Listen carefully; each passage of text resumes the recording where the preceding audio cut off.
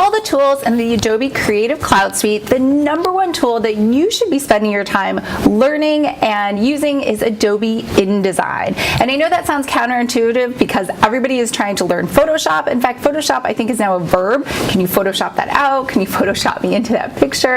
And there's nothing wrong with learning Photoshop. I think it's a great application and a great skill to have.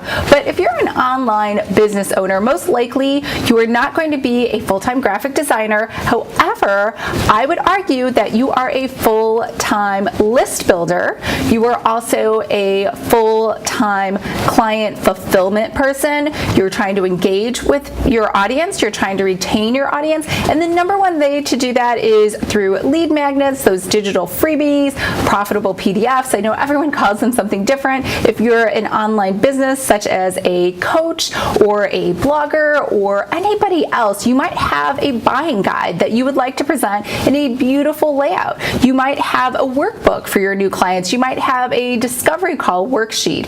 You could have a top 10 list. There's so many different and amazing things you can do with Adobe InDesign. You can even write a book in Adobe InDesign and format it, whether you are selling that as an online digital book download or you're going to be selling it on Kindle or CreateSpace or Barnes & Noble or anywhere else. So this is by far the number one tool. So stay tuned. Today I'm going to talk to you about why you want to use InDesign and not Canva or Microsoft Word or anything else. Hi, I'm Lisa from Pretty Fabulous Designs, and I help online business owners to create beautiful digital downloads using Adobe InDesign. So if you think this might fit for you or what you are doing in your business, then go ahead and make sure to hit the subscribe button below, and I post new videos every Monday and Thursday. Now, today we're talking about Adobe InDesign because I know that time is limited and there are so many tools in the Adobe Creative Cloud Suite. And if you had any time this year to learn one new skill, and I'm talking about a technical skill, I would for sure argue that it should be Adobe InDesign. Now, Adobe InDesign, as opposed to, I know people are using Canva, PicMonkey, I don't even know, Paint. There's so many other tools that do similar things. I'm not saying you can't get things done, but they do a far inferior job than what Adobe InDesign could do. And here's the reason why. Your branding as a business owner, whether you are a speaker or an author or a coach, it doesn't matter, but the more consistent your brand is online, the more likely you are going to have customer recognition every time they see it. And when you're using Canva or using Microsoft Word, it turns out different every single time. And I know that there are some really great templates in Canva. I'm not saying they're not, but what happens I've seen is that, especially when clients come to me, by the time they come to me, I'm really not even sure what their branding looks like, and I don't think they are either, because they find a new design in Canva or a template for that particular Monday, let's say. They love it, they use it, maybe they slap their logo over onto the right side, and then on Wednesday, when they go to do another post or create something else, they find another template that they love just as much, if not more, than the template they used on Monday, and it has different colors, a different look and feel. Maybe one is soft, the other one is angular, and so what happens is you end up with this hodgepodge of great looking but very disparate and disconnected pieces of content that are out there in the online world, which is for all intents and purposes, your digital billboard selling you, your branding, and your service, and it's getting people confused. So if they can't recognize it, then how do you expect them to come back to your site and think of you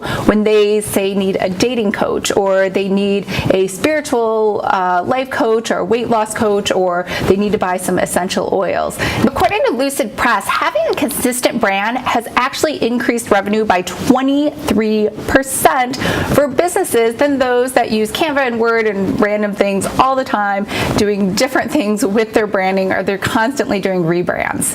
So how does InDesign allow you to look more consistent and more branded online? Well, it has layout tools that are both graphic design and Microsoft Word-like at the same time. So when you think about magazines like Vogue or Cosmo or even People magazine, they all look very interesting, even though they have a great mix of text and images images. And we all know that images are far more captivating to people, just like videos are far more captivating than audio only. And that's why you want to get a nice commercial, professional grade looking digital download, whether that is the workbook for your course, that is a freebie download that someone is getting, it is a new client intake worksheet. You know, you are selling, I would imagine, very high-end services, or you would like to, and you want to make sure that that client or customer experience is consistent the entire way through. So I know there's a lot of talk of just get it out there, and I see people putting up Google Forms or you know, even Microsoft Word documents as their worksheets, and that's fine, but it also kind of begs the question on, well, you really want me to pay $2,000 for your course when you just gave me this unformatted Microsoft Word document where your logo is all misplaced, everything is kind of looking random, and you have lines for me to fill out instead of a fillable PDF, right? I think we all know when we get some of those downloads, even if you don't mean to, think about the downloads that you've received, and if you get a really nice, clean, modern, professional looking PDF, it doesn't matter who it's from, you automatically in your mind have elevated that brand and that coach, that person, that service, that product, and you think of them in more of a higher tier like a Prada or a Gucci versus somebody who is simply just slapping something out there like Joe Schmo and his tiny, what they used to call in the old days, a mom and pop shop. And if that's the look you're going for, and maybe you have a free service or you're only charging $5 per person per hour, I'm obviously exaggerating, then that's fine if that's what you're going for, or you're a nonprofit. So I'm not saying everybody should do this, but I think just, you know, if that's the look that you're going for, you want to elevate your brand, you would like to work with higher end clients, then this is something that you should really think about investing in. Now, if you were thinking, hey, I'm just going to hire a graphic designer, there is nothing wrong with that. I do a lot of graphic design work, InDesign work for different people, and inevitably what happens is they end up paying me, because I have a minimum hourly rate, they end up paying me for an entire hour's worth of work when maybe all they really needed was a 10-minute fix. But if I just did 10-minute fixes, because I am also a business, then I would probably be out of business selling 10-minute fixes here and there. And so if they had learned how to do just a little bit of Adobe InDesign, and I'm not saying you have to learn it, you know, be able to create everything from scratch like I do. I think just learning how to edit basic things and place objects such as images is going to be huge for you, especially when you go to update your workbooks from, say, session to or session year to year, or for a new program, but you basically want the same look and feel, or maybe there's a couple typos in the copy that you originally sent your graphic designer, and you notice that it has to go live tomorrow, but your graphic designer's on vacation, as we sometimes do, then you want to be able to make those changes for yourself.